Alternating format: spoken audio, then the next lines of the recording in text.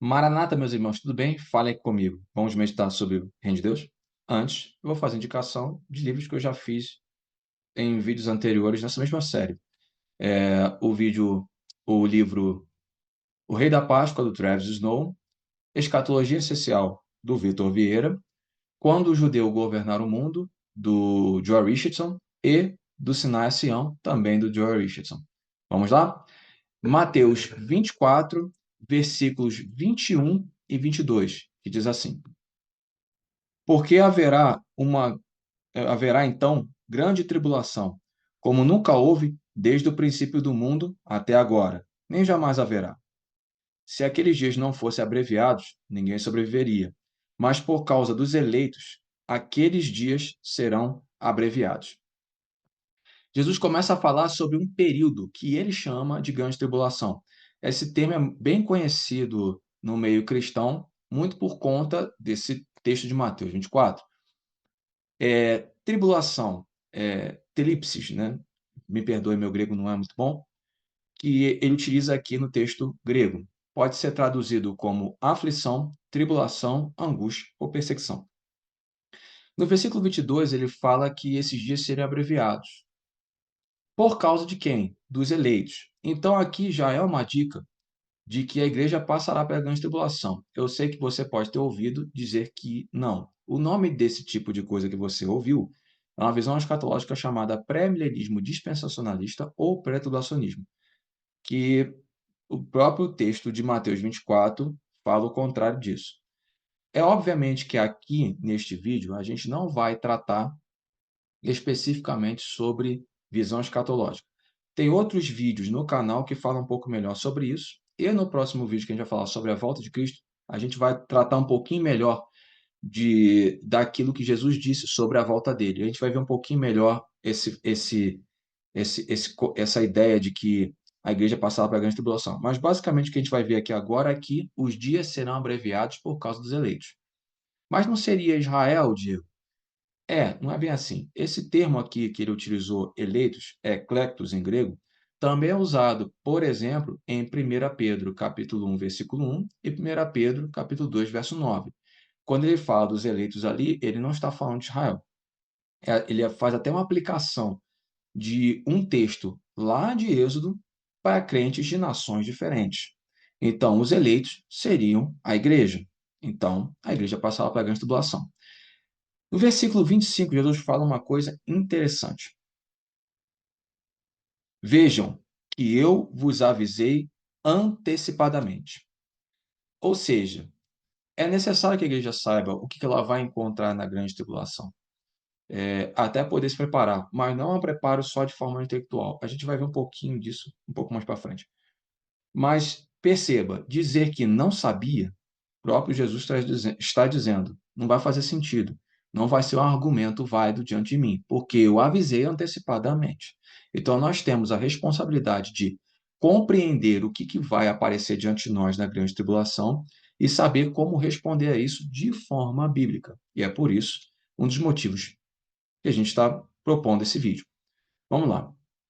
O que a gente vai encontrar no período da grande tribulação? Vamos encontrar perseguição, execuções, ódio dos povos e dos apóstolos, pessoas que abandonaram a fé cristã, escândalo, traição, numerosos falsos profetas, aumento da maldade, esfriamento do amor, o anticristo, perseguição aos judeus, falsos cristos e falsos profetas enganando com o poder. Então haverá uma manifestação de poder do lado do engano.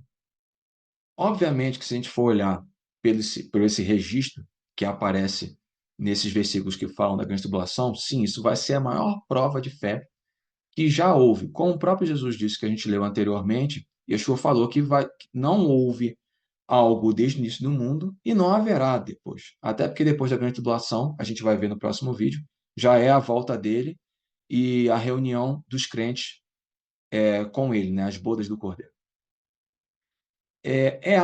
Essa tribulação, ela é algo próximo, alguns teólogos falam que é algo próximo da perseguição do primeiro e do segundo século na Era Comum. no período que a Bíblia estava sendo registrada no Novo Testamento e logo depois do último livro da Bíblia ser registrado, Apocalipse. Só que qual é a diferença, né? A diferença é que isso vai ser em proporção global. Então, a gente não teve nenhum momento da história, nenhum tipo de perseguição, por exemplo, como acontece no registro no livro de Atos, em cartas apostólicas, a gente não teve nada parecido com isso a nível global, que é o que Jesus apresenta, o ódio das nações. Mas quem sairá vencedor desse período da grande tribulação? Obviamente que a gente está fazendo isso aqui justamente porque a gente quer orar, a gente quer clamar a Deus aquilo que a gente precisa para poder ser vencedor.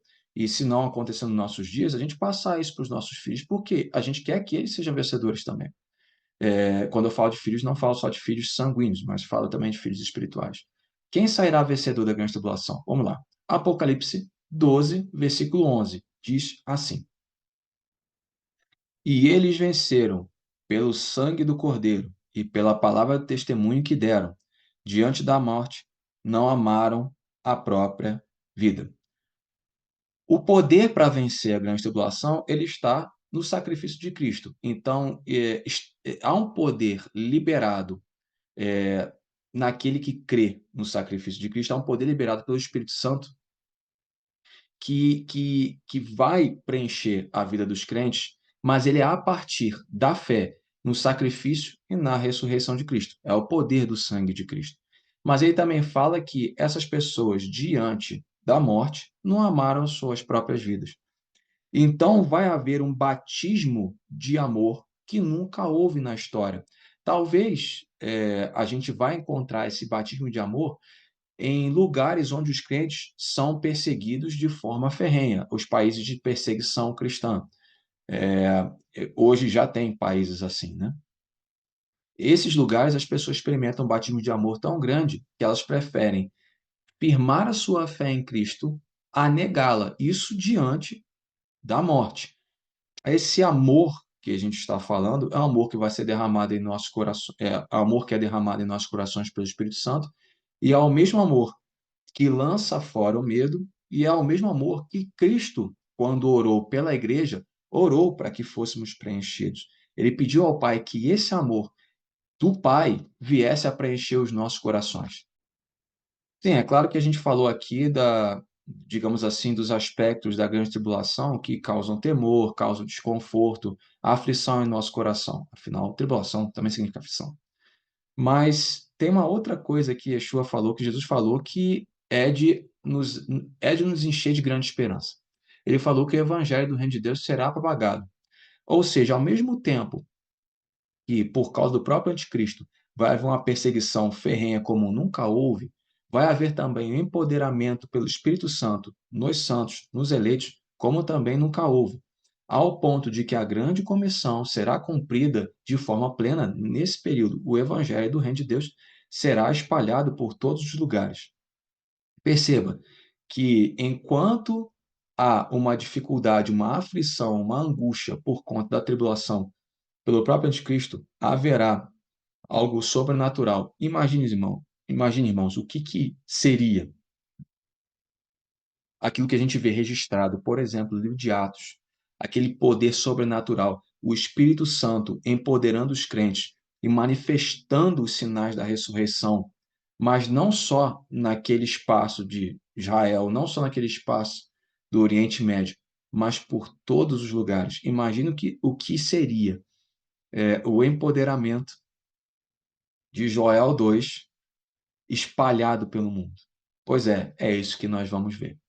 Então, ao mesmo tempo que haverá grande aflição, também haverá a maior manifestação de poder do Espírito Santo através da igreja. Vamos orar? Senhor Deus, nos ajude.